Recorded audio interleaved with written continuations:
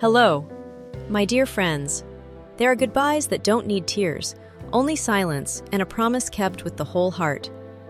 Today, we'll witness one of the quietest yet most profound moments in the love story of James and Diep, when love is no longer about promises, but about how someone chooses to say goodbye. If you too believe that love means understanding and waiting, please like, subscribe, and join me as we follow this deeply moving journey to the end. The family company, the one James's father had spent half a lifetime building, was now in serious crisis. The market was collapsing, partners were pulling out, employees were leaving. Everything was falling onto the shoulders of a man already past 60. James's father was a man of few words but immense pride, someone who had always believed only in the strength of his own hands. He used to tell James, "A man may fail, but he must never run away from his responsibilities." But lately, he had been calling James constantly, twice in one night, something he had never done before. When James finally picked up, his father's deep, weary voice came through the line. "Help me save the company, son. It's the future of our family." That short sentence cut deep, like a blade turning in James's chest. His mother, ever gentle, tried to hide her worry. Yet through every text she sent, James could feel the quiet fear growing between her words. He sat for hours at his wooden desk, staring into the dim light. Outside, the night wind rustled through the bamboo grove, and the distant glow of the construction site flickered across his tired face. He knew that if he left now, he might not return soon. But he also knew that if he stayed, everything his father had built could crumble. Behind that single word, responsibility, lay the weight of his family's legacy, and the future of his love with Diep. Because if the company fell, James wouldn't just lose his father's dream. He'd lose the chance to build the peaceful life he and Diep had once promised each other.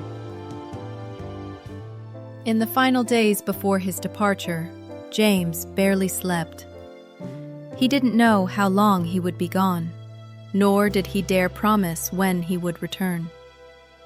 But there was one thing he was certain of. Before leaving, he had to finish one last thing. It was the little house he and Diep had once dreamed of together, with a sloped roof, a wooden porch, a vegetable garden by the side, and a small window overlooking the fields. Not a mansion, not a grand gift. For him, it was a final promise, a place where she could find peace, even when he was no longer by her side.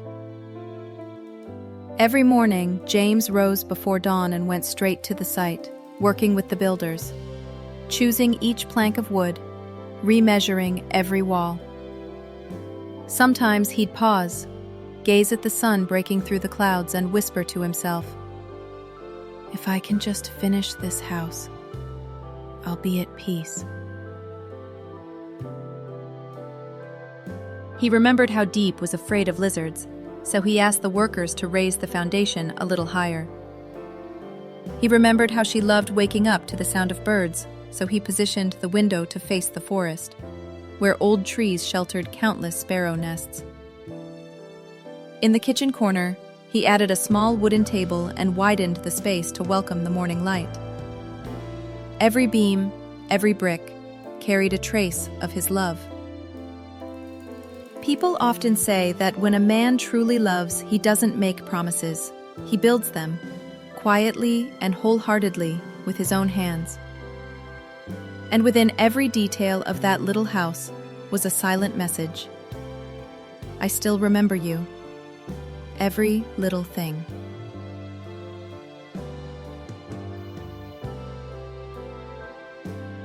That night, a gentle breeze drifted across the hillside, carrying the scent of young rice and damp earth after the evening rain. James returned to the farm. In his hand was a small bag, a few vegetables, some meat, a couple of sweet potatoes, and a handful of white rice from a roadside shop. When he saw Diep, he smiled brightly. Yet behind that smile hid a sorrow too deep to name. Silently, he joined her by the fire. The flickering flames painted his sun-worn face in warm light, revealing every trace of exhaustion and thought. Soon, the little house was filled with the comforting aroma of cooked rice. Everything was ready, the table neatly set, steam rising from the bowls, and James standing there, smiling gently as if nothing had changed. But something had changed. In his eyes no longer lingered the light she knew, only a calm sadness, deep and still, like a lake waiting for rain. She reached out and touched his hand, feeling its warmth, and the faint tremor he tried to hide. He drew a deep breath, then spoke softly, his voice low and heavy with unspoken weight. "I have to go, Diep, and it might be for a while. I don't know when I'll be able to come back." Diep froze. In that moment, there were no tears, only a silence that pressed against their hearts. She nodded slowly, lips trembling, and smiled.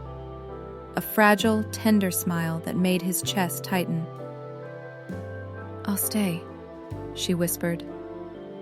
"I'll take care of this house, the way I keep the promise we made." James said nothing more. He simply held her hand, the small hand he had once clung to through every storm, still warm, still real.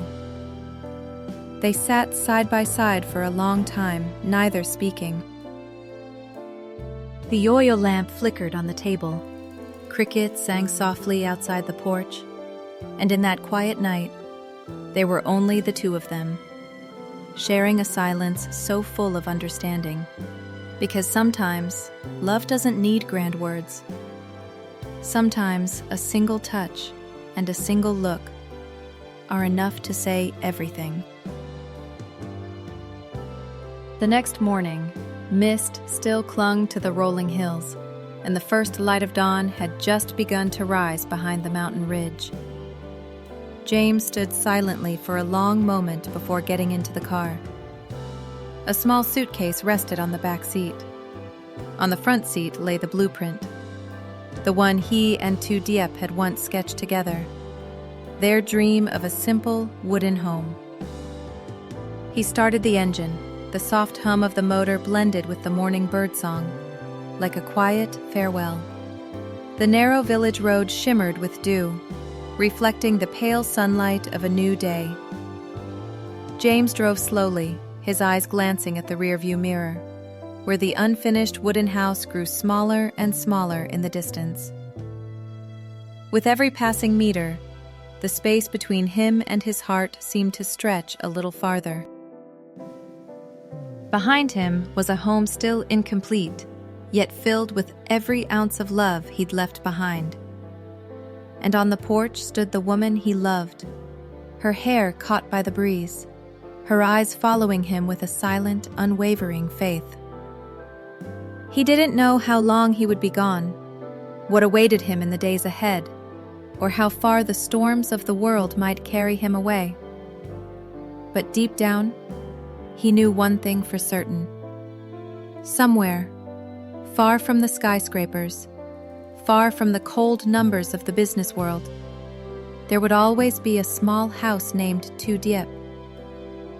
A house breathing with the warmth of love, where patience waited gently, steadfastly, believing that when a love is true, no matter how far, the heart will always find its way home. James smiled faintly, gripping the steering wheel tighter. "I may leave," he whispered, "but my heart stays. In every brick, every gust of wind, and in every promise we built together." The car disappeared down the sunlit road, leaving behind only the whisper of wind through the porch beams, and a woman standing there, calm and waiting, as if she already knew that true love, no matter how far it goes, always finds its way back.